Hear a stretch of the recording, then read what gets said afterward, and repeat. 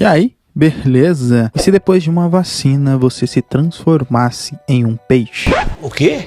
Em Invenção Coletiva, filme de 2015, um experimento genético transformou este cara em um peixe celebridade, onde muitos o amam e também o odeiam. E agora precisa viver se escondendo desses dois mundos em um filme de drama com uma história bastante diferente.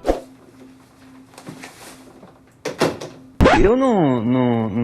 Sang-yeon é um repórter investigativo e está fazendo um documentário de Park Gun, um cara que simplesmente apareceu com uma mutação bizarra, com um corpo cheio de escamas e uma cabeça de peixe. Isso o transformou em uma celebridade, pois nunca ninguém tinha visto algo parecido na ciência. E muitos acharam que era um novo passo para a evolução humana, o qual o amavam sem precedentes. Mas outros acreditavam que ele era uma farsa, ou pior ainda, o anticristo que traria o caos para o mundo. Ou ainda pior, uma nova epidemia que destruiria a humanidade. Porra! E toda esta pressão fez Park Gun desaparecer. E hoje simplesmente ninguém sabe onde ele está. A verdade é que ninguém se importa com ele. E ele teve apenas os seus 15 minutos de fama. Mas Sang-yeon tinha uma velha amiga, Jujin, que ainda acreditava que ele o encontraria, dando a ele naquela tarde uma prova de onde Park Gun está. Mas antes precisamos voltar para o começo dessa história, no qual 5 anos atrás Sang-yeon era um repórter inexperiente e foi pedir emprego na ABS, uma das muitas TVs da Coreia, onde em sua primeira missão era conseguir uma entrevista com uma garota que diz que seu namorado tinha se transformado em um peixe, e era no mínimo uma história diferente. É verdade. Foi lá que conheceu Jujin, que logo de cara já contou tudo o que sabia sobre Park Gun, que apareceu na sua casa dizendo que tinha fugido da Jiami Medicamentos, um importante laboratório da Coreia, e como não tinha para onde ir, pois estavam atrás dele, foi para a casa dela, que ainda estava em seu processo de transformação, mas com medo, Jujin ligou para este laboratório e entregou o homem-peixe. Poxa, que namorada, hein? Mas ela disse que não era bem namorado,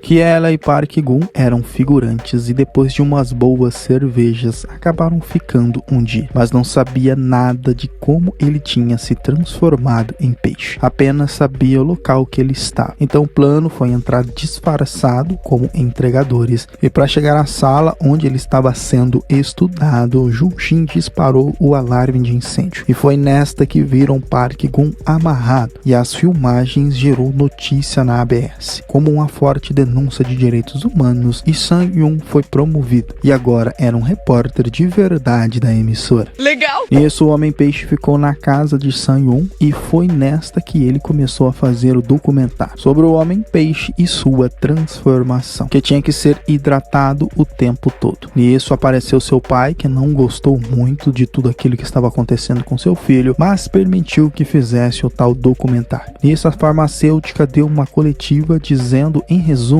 que estavam procurando criar uma poderosa proteína, igual os que os astronautas usam para alimentar no espaço. Mas antes precisavam criar uma vacina que fosse capaz de conter qualquer efeito colateral, baseado em células tronco de atum, que foi nesta que Park Gun acabou se lascando.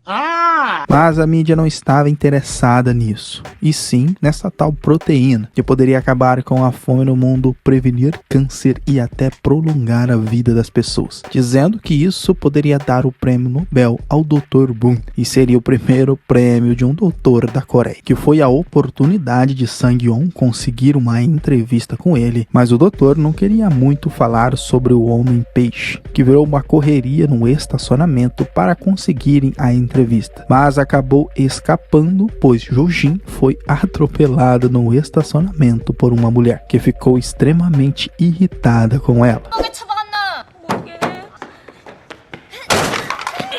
Mas com essa repercussão do Homem-Peixe, Park Gun acabou ficando famoso na Coreia, que virou um símbolo de superação por não se abalar com as mudanças físicas, que até conseguiu um advogado bastante extravagante para defender o seu caso. O problema é que esta tal transformação parecia ser irreversível, pois não vinham formas de voltar a ser humano novamente. E por mais que o Homem-Peixe tentasse se enturmar, a depressão começou a tomar conta dele, que até tentou outros métodos como um exorcismo, que o padre dizendo que estava com outra coisa no corpo e iria tirar dele na base da porrada.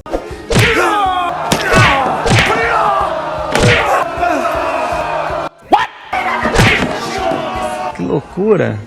Na volta desta igreja, no caminho, tiveram uma pequena discussão sobre os sentimentos do Homem-Peixe e Jujin, que em resumo, ela não gostava dele e ele a amava, e acabaram abandonando ela por isso. Já o Dr. Boom estava mostrando sobre a proteína criada em um programa que, se deixassem de lado todas as questões jurídicas, a Coreia seria uma potência energética do mundo. Mas ainda a farmacêutica tinha que resolver o problema com o Homem-Peixe. E como a pressão estava grande, o chefe de Sang-won pediu para ele abandonar o documentário, pois Park Gun estava sendo processado por molestar uma enfermeira quando estava internado. E sinceramente não faz sentido, que claramente eram apenas 2 fotos, mas deu uma repercussão negativa enorme na mídia, onde começaram a odiá-lo e até jogaram tinta nele. Uai. E mais manifestações contra o Homem-Peixe surgiram na Coreia. E isso fez Park Gun desaparecer, onde nem seu pai sabia onde ele estava. Que só agora Sang-won, revendo as filmagens, percebeu o quanto ele estava deprimido com toda a situação. Mas por ironia, Sang-won fazia dias que não ia em seu apartamento. E lá ele encontrou o Homem-Peixe em sua banheira tentando se hidratar, dizendo que estava andando por aí e alguns estudantes o reconheceram e começaram a bater nele sem motivo algum, que é a parte mais triste do filme, pois disse a Sang-won que queria ser uma pessoa normal, ter um trabalho, se casar e ter filhos, e acima de tudo não ter escamas e não ter aquele cheiro de peixe o tempo todo. Que a pressão era tanta que tentou desistir, mas acabou no hospital. E seu advogado fez um acordo com o laboratório, pois sabia que nunca iriam conseguir uma indenização, pois o médico agora era um herói e o Homem-Peixe visto como um cara escroto pela sociedade. Nisso, até o pai do Homem-Peixe estava disposto a aceitar o pouco que fosse deste médico, para ficarem calados e o Homem-Peixe se entregar de volta para o laboratório, onde lá fizeram dezenas e dezenas de experimentos com ele e até os enfermeiros não demonstravam nenhum respeito por ele. E o doutor percebeu que estava fazendo a coisa errada e foi até falar com o presidente do laboratório, pois o que ele estava criando era para acabar com a fome no mundo. Mas o Homem-Peixe foi um efeito colateral que eles não tinham controle e ele não deveria sofrer tanto. Mas ele não estava nem pouco interessado em saber disso e apenas queria os seus lucros. E era para ele culpar a ambição das pessoas e não a dele. Eu ia fazer o quê? E foi aí, meus amigos, em um dos filmes mais confusos, que Park Gun, um Homem-Peixe, morreu. Sim, em um velório que poucas pessoas apareceram e como o mundo dá voltas, o advogado do Homem-Peixe conseguiu um novo julgamento, onde o Dr. Boom foi condenado a mais de 7 anos de prisão por negligência, pois tinha condições de ter revertido a mutação no início e não fez. Seu advogado, por este feito, ficou famoso e entrou para a política, sendo um candidato importante nas eleições. O pai de Park Gun se aposentou e dedicou sua vida a trabalhos voluntários. E Jujin passou em um concurso e era servidora pública, que ainda dava entrevistas sobre o caso do Homem-Peixe. E Sang-won, pois bem, continuou seu trabalho como repórter, onde o tempo passou rápido demais. E naquele documentário sobre o Homem-Peixe nunca conseguiu terminar. Até que um dia Jujin foi à emissora e deu a ele uma foto, gerando uma reviravolta incrível onde ele soube toda a verdade.